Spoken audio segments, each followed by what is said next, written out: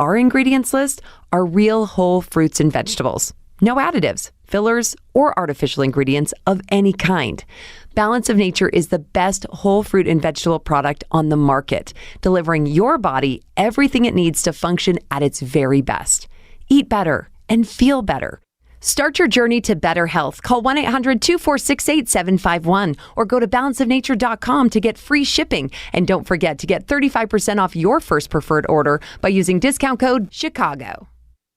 You've heard me discuss how my everyday aches and pains were affecting my daily life before I started taking Relief Factor. You've also heard me talk to you about how my friends and family have found relief from their aches and pains with Relief Factor. Well, let me tell you about Gary from California. Gary says, I cannot thank you enough. I am 62 years old and have just started taking Relief Factor. I've never felt better and will recommend Relief Factor to all my baby boomer friends. Well, thanks for writing, Gary. 3 weeks from now, you could be doing the things you enjoy doing. Your first step to living the life you love, free from aches and pains, could just be to order the 3-week Quick Start for only $19.95. After trying Relief Factor, over 500,000 people have gone on to order more. Go to ReliefFactor.com or call 800-4RELIEF to find out more about this offer. That's ReliefFactor.com or call 800-4RELIEF. Live your best life and feel the difference with Relief Factor.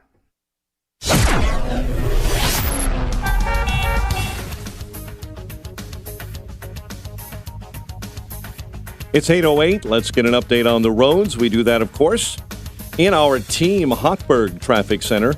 And this look at the roads, a service of the AM 560 store with your favorite AM 560 brands like Croft University.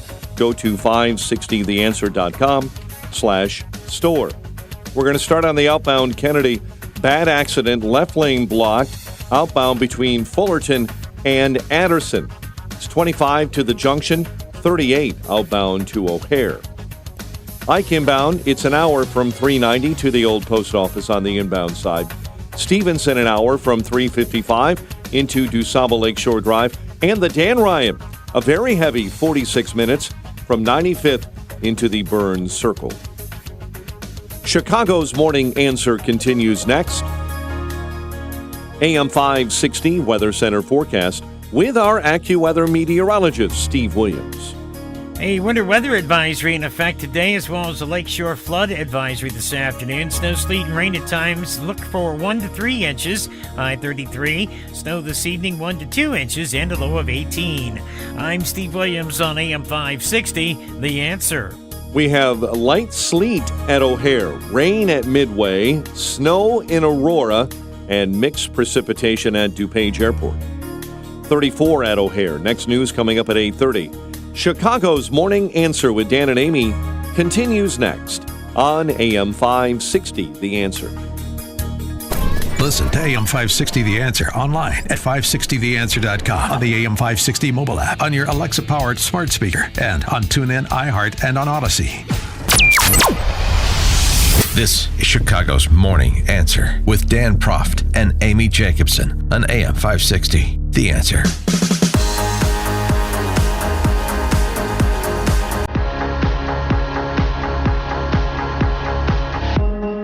Top of the morning, Dan and Amy. So Elon Musk appeared at the World Government Summit in Dubai to speak truth to the sheiks and warn of the dangers of world government. Wonder how that was received. Take a listen. One thing I should say, and I know this is called the World Government Summit, but I think we should be maybe a little bit concerned about actually becoming too much of a single world government. If I may say, that we want to avoid creating a civilizational risk by having, frankly, this may sound a little odd, too much cooperation between governments. If you look at, say, at history and the rise and fall of civilizations, really all throughout history, civilizations have risen and fallen, but it hasn't meant the doom of humanity as a whole, because there've been all these separate civilizations that were separated by great distances. And so, say like while Rome was falling, Islam was rising, and so you had like you know, the sort of caliphate doing incredibly well while Rome was doing terribly. And that actually ended up being a source of preservation of knowledge and many scientific advancements. And so, so I think we want to be a little bit cautious about being too much of a single civilization, because if we are too much of a single civilization, then if the whole thing may collapse. I'm obviously not suggesting war or anything like that, but I think we want to be a little bit wary of actually cooperating too much. It sounds a little odd, but we want to have some amount of civilizational diversity such that if something does go wrong with some part of civilization, that the whole thing doesn't collapse, and you know, humanity keeps moving forward. Yeah, I think Elon Musk is not going to be invited to the World Economic Forum next year. But here's the thing. Well, of course he's right. I mean, it's sort of like the bipartisan cooperation. This is supposed to be an unalloyed good. And yet, you know, people can get together and do great things. They can get together and rob a bank, too. So the consolidation of state power probably is something to be a bit wary of. It also reminds me of George Will's criticism of a favorite phrase of the globalists and the one world government types. The community of nations, the community of nations. Is there really a community of nations? You know, so Eritrea and the United States were both part of some community of nations? Not really. Not really. And that's not only okay, it's probably a good thing. For more on this and other topics, pleased to be joined by Lance Morrow, Senior Fellow at the Ethics and Public Policy Center, longtime essayist for Time Magazine, author of the new book, The Noise of Typewriters, Remembering Journalism, now that it's gone. That's available on February 28th, so pre-order it now at Amazon and all the usual places. Lance Morrow, thanks for joining us. Appreciate it. Great to be here. Thanks. How do you react to what Musk was telling the world government types about the dangers of world government? I agree with him, and as a matter of fact, I think that in many ways, globalism has been a sort of Pandora's box in some ways. But I'm afraid that the overall tendency that although he didn't say so, but down the road, global government, it seems to me, has an inclination always toward the totalitarian. How else to make it work? So I agree entirely with your point and with his point that you need a diversity of points of view and a diversity of civilizations, and the sort of self-correcting or the checks and balances that are inherent in the differences and the autonomy of individual centers of power rather than a globalized arrangement, which it seems to me does tend, it's a power question, and the tendency would be, in my view, the danger is either totalitarianism or anarchy, or complete anarchy, world anarchy. So I agree with Musk. I think he's right. Yeah, and you know, the other thing, it's just these beautiful lies that you hear politicians tell over and over again, and then people repeat them because they think they're saying something enlightened or compassionate. The idea that you know, we need to work together because everybody wants the same thing. Well, you know, at the individual level, you know, people in Russia want the same thing as people in America in terms of freedom and quality of life. But at the state level, that's not the case. You know, Putin or Xi want very different things than a lot of state actors in the West, for example. Yeah, no, it's better to have spheres of influence and you know, restricted, autonomous.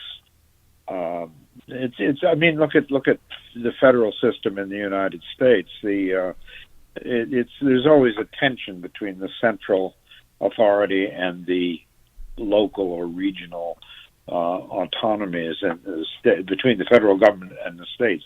But it seems to me you need countervailing autonomies and independences and a freedom, because all of that tends toward freedom, and too much globalization and centralization tends not toward freedom, but the reverse. Subsidiarity is a good thing, basically.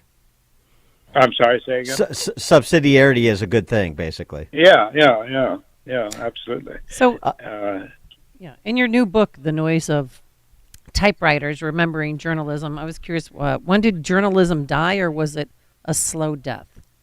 Well, I don't think it's dead. I think that's a little too much. There's still a lot of good journalism being done, but the book is called The Noise of Typewriters, and I draw a pretty distinct line between the age of typewriters and the age of computers and internet and social media and all of that.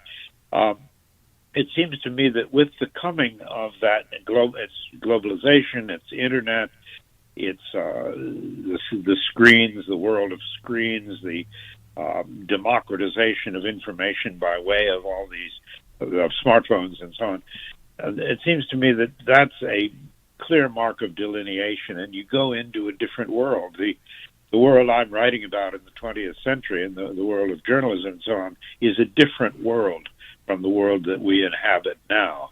And I don't, in the book, I'm not writing about the 21st century. I'm not writing about computers and so on, except occasionally I'll refer to it. But I'm writing about the old world and what went on in that kind of journalism. But there's no doubt in my mind that the two worlds are very different from one another, and I think a lot of the change, many of the changes in journalism have been very, very much for the worse. They used to say that the greatest casualty of the 1960s, which I regard as the seedbed of a lot of the culture wars that we have now, but the greatest casualty of the 60s was authority. The authority of the president, of the military, of parents, and all forms of authority. If you look at many journalistic organizations now, you have a terrific crisis of authority in which, for example, at the New York Times, you have capitulations to journalists who objected to, on the most spurious grounds, to James Bennett, the guy who used to run the op-ed page, the editorial pages of the New York Times. The Times fired him. They should have done absolutely the reverse. They should have told those on the staff who were staging this rebellion that if they were unhappy at the Times, perhaps they would be happier elsewhere, working elsewhere. The Times fired Donald McNeil, who was one of their top reporters on environment and science and so on the most trivial grounds of absolutely phony grounds that involved the use of the forbidden N-word. And that kind of craven, immature decision-making, I think, goes back, even goes back to the 1960s. It goes to part of the failure of journalism, in other words, in the 21st century, I think has to do with a weakness of leadership and a weakness of clarity about these decisions. So James Bennett, for example, was fired because he dared to run an op-ed from Tom Cotton on the New York Times editorial page. So I guess the question is fundamentally the deterioration of journalism an issue of technology or ideology, or are the two inextricably linked? I think it's both. I think that the two of them are bound up with one another, and also the failure, the failure of leadership that I just mentioned. There's a funny kind of, in the old journalism that I'm writing about, there was a different sense of what was acceptable in terms of objectivity. The objective reporting was the stated standard. Well, everybody knows that objectivity, pure objectivity, is impossible to achieve. Nevertheless, you are looking for what Carl Bernstein is always referring to as the best available version of the truth. You have to keep in your mind always the idea that there is such a thing as objectivity, even though it may be objectively impossible to achieve. But when you have reporters feeling free to toss in their own rather shallow opinions, unreported or unsourced opinions, and speaking what they call my truth and so on, or becoming extremely partisan and ideological, and when that happens, that you've got real trouble. And part of it is there are many things that converge here, many problems that converge. It's partly the technology. It's partly there's a certain anarchic quality where my truth is good as your truth is anybody else's truth. It's identity politics getting into it. All of these things. It's a little complicated to sort out, but how much? I'm sorry. Go ahead. Yeah. So how much of it, like going back to the '60s, as you say, the beginning of the loss of faith in institutions, small d democratic institutions and authority.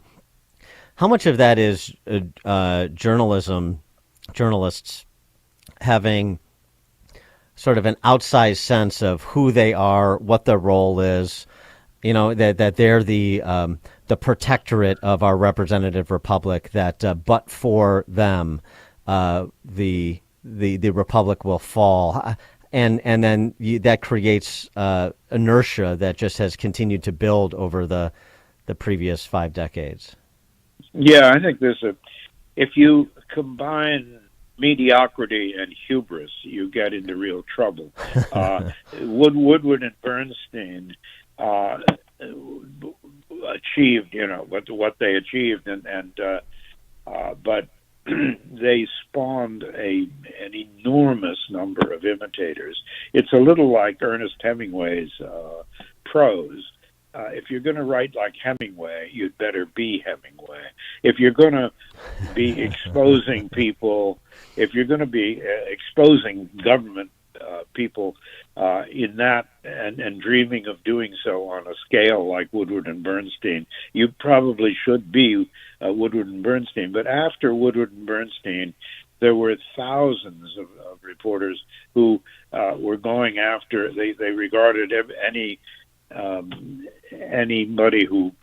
official who fixed a parking ticket as equivalent to Richard Nixon, and everything was a Watergate.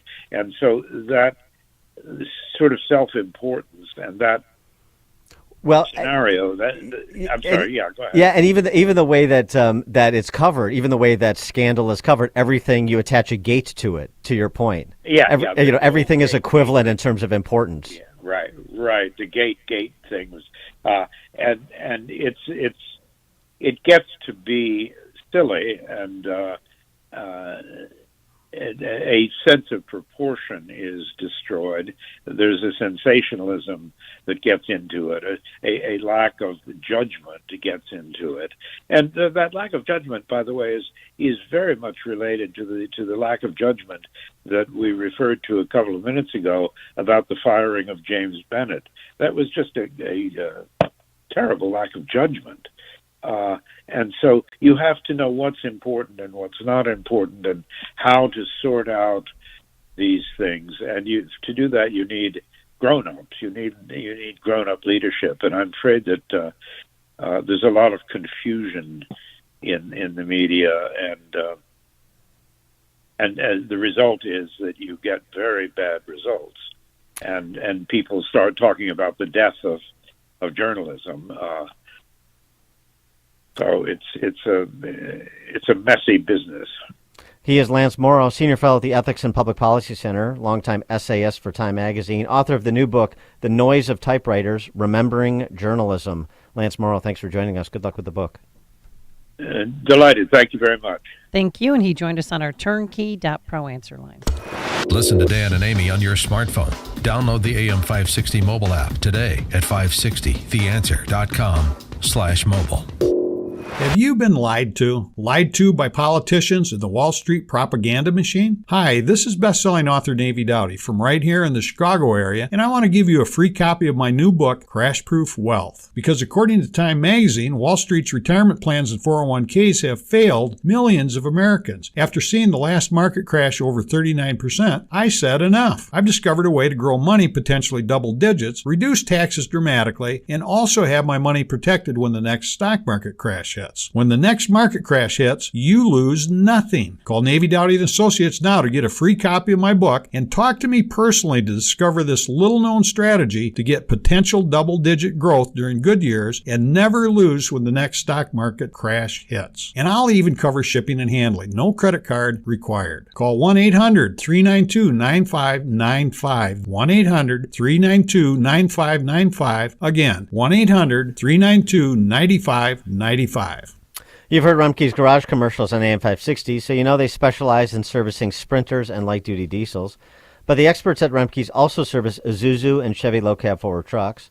So if you own an Isuzu or Chevy low-cab forward truck but aren't sure where to get it repaired, take it to Rumpke's Garage, your number one dealer alternative for repairs to your Isuzu NPR, Isuzu F-Series, or Chevy low-cab forward truck.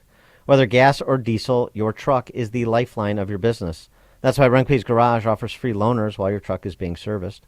They'll even pick up and deliver for your convenience. Rumpke's Garage has the factory scan tool to properly diagnose Isuzu and Chevy low-cab forward trucks.